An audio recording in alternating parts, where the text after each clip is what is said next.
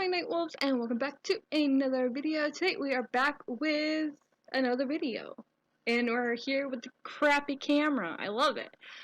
I did record this video already, but I don't know what happened. Okay, I recorded on the desktop computer, and this is on my laptop that I'm recording this, and I finally got my desktop computer to finally work, and I was like so excited. I'm like, yes, I can finally record, and I recorded a whole video on there, and I don't know, the file got corrupted. Yay me! And I didn't check it right away, so I didn't know it was corrupted until today. So here I am re-recording it. Fun. Anyways, so we're here with the crappy camera, and I decided to do the game. You might know it, and if you don't, it is called Never Have I Ever. It's where you answer questions and answer it truthfully. So yeah, I have this thing on my phone here. Here it is. And it says never have I ever, and then I have to read it, and then I'll tell you guys yeah or no if I did it. And if I have a story to go along with it, I will tell you the story. Anyways, so here we go. Never have I ever given someone a fake phone number. Yes, I have given someone a fake phone number before. Yes, I have given someone a fake number. The thing is, I felt bad about it, but at the same time, I didn't want to give some guy my number. And it wasn't like at a bar or anything like that. It was actually when I was in high school. I was on the special needs bus, which is for like people with disabilities, and I of course was on the bus because I have a disability, a walking disability. And when I went to school, I always took my wheelchair with me because it was hard for me to get around and walk places. Yeah, I had to take my wheelchair around. Was on the special needs bus. Sorry, I'm getting off tangents here. And the guy, he had a disability, and he didn't understand, like, no, I'm not going to give you my number, and he was very persistent on wanting my number, and I didn't know what to do, and I was like, okay, fine, I'm going to give him my number, but I'm going to give him a fake number. And I felt so bad about it, but at the same time, I didn't want some random guy texting me. Even if he has, like, a disability, I'm like, I don't know, he'll probably be because of his disability, he'll be blowing up my phone and always, like, messaging me and stuff like that. But anyway, so I gave him my number, but it was a fake number. I kept telling him no politely. I'm like, no, I'm not going to give you my number. Please stop asking. And of course, because of his disability, he didn't understand and continued to ask. And I think I did bring it up to the bus monitor's attention, and she told him to stop, but he kept persisting anyways that he wanted my number. So I'm like, okay, fine, I'll give you my number. So I wrote down a fake number and gave it to him. And that was the end of it, and he thought he had my real number. I kept telling him no, but he wouldn't stop. So I just gave him a fake number. So moving on. Never have I ever been locked out of my house/flat. I live in an apartment, so is that a house or a flat? Probably not. I live in an apartment complex, and when you leave the apartment, you have to lock the door. I don't know how to explain it. I'll show you a picture of what my door looks like. So that's what my door looks like. And so every time I leave the house, you can't just lock it and then shut the door and then walk away. You actually have to shut the door, lock it, and then walk away. So I'm not going to get locked out that way. But I can still get locked out if I walk out and forget my key here, and I leave the door unlocked and go, like, take out the garbage or something, which this happened to me, I think, 2 to 3 times. Yeah, it was 3 times. 3 or 4. I don't remember. Probably 4 times. I left my key inside, and I was taking out the garbage, and when you shut, there's a door, you go out the door, you go out my door, then there's another door, you go out that door, and then you're in, like, this other hallway, and there's the mailboxes, and then you go past the mailboxes and out another door, which is supposed to be a security door, and that door is always supposed to be shut and locked, and if you want to come in, you have to be buzzed in. Sometimes people do not shut the door properly, and it's always open, and people can come in and out whatever they want, but you have to always shut it and lock it, but people don't do that. Anyways, so I'm not one of the people who actually shuts the door properly, and it shuts and locks. I shut and lock myself out because I'm so used to shutting the door and whatnot. So I go out to take the garbage out, forgetting that I do not have my key on me, and I shut it completely, go and throw my garbage away, come back to open the door, and I'm like, right, I shut the door properly and locked myself out. So I had to be buzzed in to be let back into my apartment. So yeah, I have been locked out of my apartment complex. Never have I ever had someone walk in on me in the bathroom. Yes, I have multiple times. Not any time like recently, but like it's been a long time since somebody walked in on me in the bathroom. But I have had that happen to me quite a few times, where I'm in the bathroom doing my thing, thinking I locked the door. Like, I've done this before. Like, I went in to use the ladies' room, shut the door, and I thought I latched it.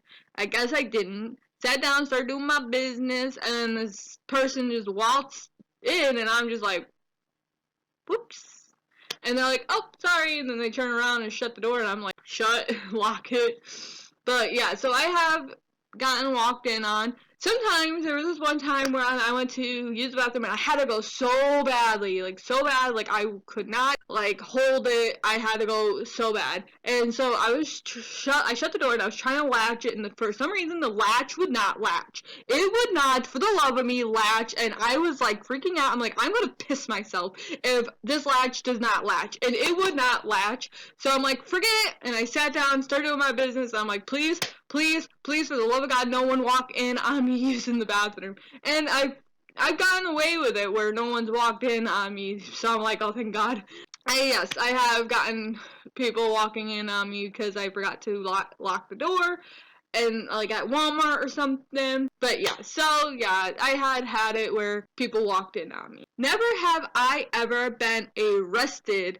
I've never been arrested, ever, but I know a few of my family members who have been arrested, but I plan to never, ever, ever get arrested in my whole entire life, and I've been doing a great job about not getting arrested, and I'm planning on keeping it that way. Never have I ever done scuba diving. Now, I have done scuba diving, not really, actually.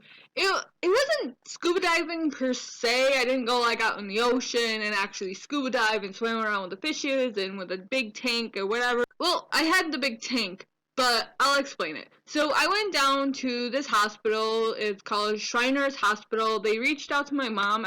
This was around the time I was in middle school, and around the time that I just became, like, paralyzed. If you don't know that story, I made a whole video on it. Go and watch it. But I have this thing called transverse myelitis, and I was paralyzed, and I got back up and walking, and so, like, my mom got a call from this hospital called Shriners Hospital, and they're like, we want to know more about your daughter's illness. Can you calm down so we can do some tests on her, and stuff like that, and Mom was like, yeah, sure. So we went down there. I didn't do a story about this. Maybe I will tell you a story about it, but the thing is, I don't remember much about that. Like, I remember some of it, but there's a lot that I can't remember. But yeah, so anyways, I'll do a story on it. But anyways, we go to the Shriners Hospital, and they're like, oh, we have an indoor pool. You can go down there anytime and swim. And I'm like, oh, cool. So I went down there, and I wanted to swim, and they had a scuba diving setup. Like, they had the tank, the thing that goes over your mouth, and I really wanted to test it out because I've never scuba dived ever in my whole entire life. And I'm like, oh, that's so cool, I want to try it. And at first I was nervous and scared because I was afraid that the tank would weigh me down in the water and I would end up drowning. And it was a lot of fun. So yeah, that's kind of scuba diving, but not really. Scuba diving is actually going into like the ocean and swimming with the fishes and stuff like that. But so this isn't really scuba diving, but it's kind of like scuba diving. I guess they wanted to like show kids like This is what scuba diving kind of feels like, just minus the fish and minus the big ocean. Never have I ever thrown up from being too drunk. I actually have. I get wine drunk. That's the only type of drunk I get is wine drunk. I normally drink until I feel tipsy and then I stop. But this night, I told you guys this story. If you want to go and check it out, go and look for it, or maybe it'll be linked somewhere. You can go and check it out. But anyway, so I got drunk at a Christmas party and I was fine the whole entire night. I drank a lot of wine. Then my aunt or my cousin was like, who wants to do a shot of Fireball? And I'm like, yeah, sure, why not? So I joined in on the shot, and I did the shot of Fireball, and oh my god, the shot of Fireball, that, it is fire! Legitimately, it is fire! Like, I did a shot of Fireball, and it burned all the way down. And after I did the shot, I started to feel blah, like I started to feel sick, and I cut myself off then. I'm like, okay, nope, no more drinking. So I cut myself off, and I switched to water for the rest of the night. So I drank a lot of water. Anyways, we went back to my dad's house, and I laid down to sleep, and I woke up feeling sick, and I'm like, oh god. So I can't run to the bathroom because of my walking disability, so I had to crawl because I can't run to the bathroom. So I got down and I'm crawling around on the floor, and I'm like, I'm not going to make it to the bathroom. I know I'm not going to, and I'm not going to puke on my dad's frickin' floor. Even though it's like hard wood and probably easy to clean up, I just didn't want people my mom would end up having to clean up my throw up. Like, she's done it probably before because when I was little she had to. But, like, I just didn't want to make her clean up my throw up. So I, crawled to the kitchen, which is the nearest place, and threw up in my dad's garbage can. Yeah. So, yeah, I have thrown up because I'm drunk. That is because I mixed a drink that did not belong with wine. So, yeah. That was my bad. Do not mix your drinks. That's a life lesson for you. Do not mix your drink because you will throw up. Never have I ever had sex when there were other people in the room. Why would you have sex with people in the room? Ugh. I actually have never had sex at all. Like, I am 26 years old and a virgin. Yes. I'm waiting for Mr. Right or Mrs. Right because I am pansexual, so I can go for either one. So I haven't had sex, and I have dated people and stuff like that, but I didn't feel like they were like the one. Like, I want to know and feel like, okay, yes, I can give myself to that person, technically. Like, so I'm a virgin, and no, I've never had sex at all, or had sex in a room with people in it, and why would you I don't understand that. Like, how can you, have sex with somebody in the room? Like, I know, some people, would watch or whatever, but, I don't know, it's just weird. But, yeah, so I'm waiting for the right person to have sex, I guess. Never have I ever fallen in love at first sight. Yes, I have fallen in love with someone at first sight. Never have I ever killed an animal. Oh my gosh, I've never killed an animal, but I felt like I might have. Like, I didn't intentionally do it. It was because I didn't know how to take care of this animal. See, my cat had kittens, and I was the one that was helping her pretty much raise the kittens because she had a disability and she didn't know, what was going on. She had kittens, and there was a small one of the bunch, and she would not take care of the kitten. She let every other kitten drink, but not that kitten. She would legitimately, push it away, or she would sit on it pretty much, trying to kill it. And I'm like, oh no, this kitten's so small. So I took the kitten, and I tried my best to take care of it, and I didn't know how to take care of it properly. So I should have done research, which I did do research, but I didn't do a lot of research.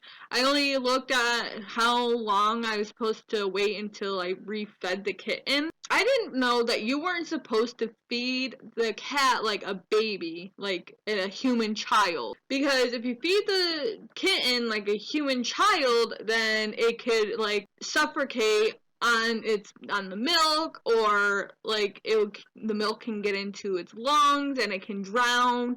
And I didn't know that, and I think that's what I did. Oh. So I think I killed it by accident, not knowing, and sorry.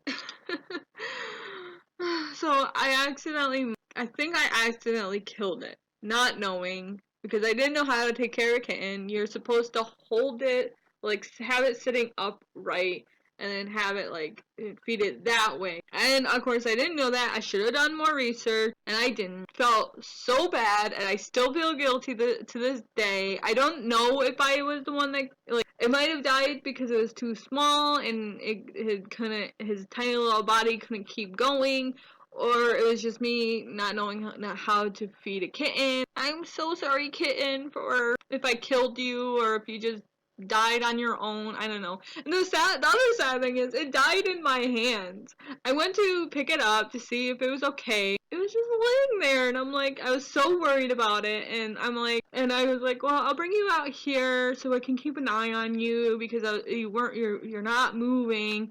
And I just stepped out of my mom's room because the kittens were in my mom's room because that's where the mom had the kittens.